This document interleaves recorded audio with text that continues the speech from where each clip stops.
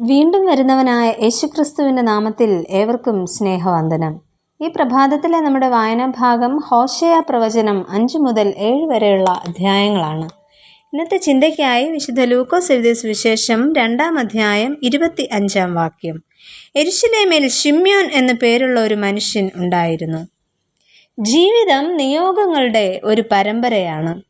ഓരോ ദൈവനിയോഗവും പൂർത്തീകരിക്കപ്പെടുമ്പോൾ അടുത്ത നിയോഗത്തിലേക്ക് പ്രവേശിക്കേണ്ടതായി വരും.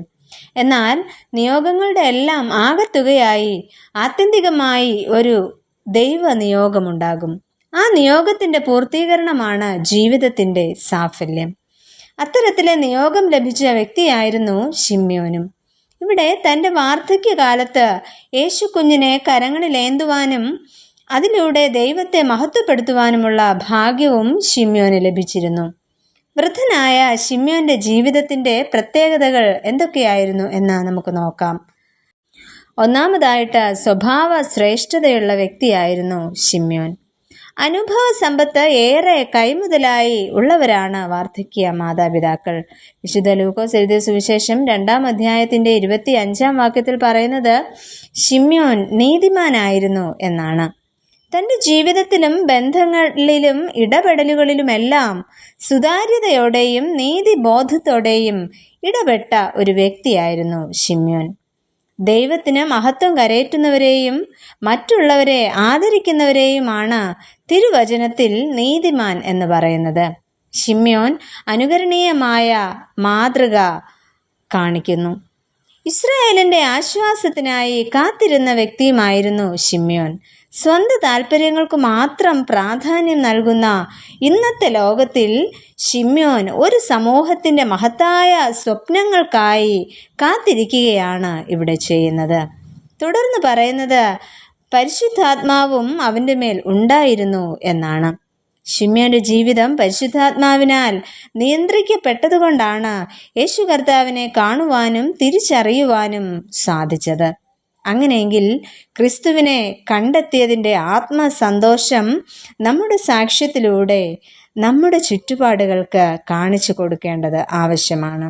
ഇത്തരത്തിൽ നമുക്ക് ഏവർക്കും ശ്രേഷ്ഠതയോടെ ജീവിക്കുവാനായിട്ട് സാധിക്കണം. രണ്ടാമതായിട്ട് പ്രത്യാശയുള്ള വ്യക്തിയായിരുന്നു ശിമ്യോൻ.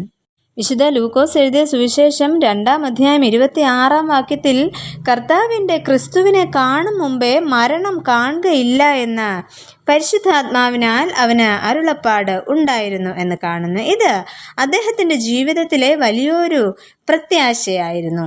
തങ്ങളെ രക്ഷിക്കുവാനായി വരുന്ന മശിഹായ്ക്ക് വേണ്ടിയുള്ള കാത്തിരിപ്പിലും ആയിരുന്നു ശിമ്യോൻ. ആഗ്രഹങ്ങൾ, ആശ, പ്രത്യാശ ഇവ ജീവിതത്തിലെ പ്രകടമായ ഇച്ഛകളാണ്. എല്ലാ ആഗ്രഹങ്ങളും നടക്കണമെന്നില്ല. അതുപോലെ തന്നെ എല്ലാ ആശകളും ഫലപ്രാപ്തിയിലേക്ക് എത്തുന്നുമില്ല. നമ്മുടെ ജീവിതത്തിൽ നാം എന്തിനായി പ്രത്യാശിക്കുന്നു എന്നതാണ് പ്രധാനം. 27-ാം വാക്യത്തിൽ അവൻ ആത്മനിയോഗത്താൽ ദൈവാലയത്തിലേക്ക് ചെല്ലുകയും യേശു എന്ന പൈതലിനെ കരങ്ങളിലേന്തി ദൈവത്തെ പുകഴ്ത്തുകയും ചെയ്യുന്നു എന്ന് കാണുന്നു. സകല ജാതികളുടെയും മുമ്പിൽ ഒരുക്കിയിരിക്കുന്ന നിന്റെ രക്ഷയെ എൻ്റെ കണ്ണ് കണ്ടുവല്ലോ എന്ന് അദ്ദേഹം പറയുന്നു. അങ്ങനെ സംതൃപ്തമായ ഒരു ജീവിതമായിരുന്നു ശിമ്യോൻ്റേത്. ഈ സംതൃപ്തി നമ്മുടെയും ജീവിതത്തിൽ ഉണ്ടാകണം. കൂടുതൽ നേടിയെടുക്കുക എന്നതല്ല, മറിച്ച് ഉള്ളതിൽ സംതൃപ്തരാകുവാനും പ്രത്യാശയോടെ ഈ ലോകത്തിൽ ജീവിക്കുവാനും എനിക്കും നിങ്ങൾക്കും സാധിക്കണം. അത്തരത്തിൽ സ്വഭാവ ശ്രേഷ്ഠതയോടെ പ്രത്യാശയോടെ ജീവിപ്പാൻ തമ്പുരാൻ നമ്മെ ശക്തരാക്കട്ടെ. നമുക്ക് പ്രാർത്ഥിക്കാം. പ്രിയ കർത്താവേ, സ്വഭാവ ശ്രേഷ്ഠതയോടെയും പ്രത്യാശയോടെയും ഞങ്ങൾക്ക് ജീവിപ്പാൻ അവിടുത്തെ കൃപ ഞങ്ങളോട് കൂടെ ഇരിക്കണമേ. ആമേൻ.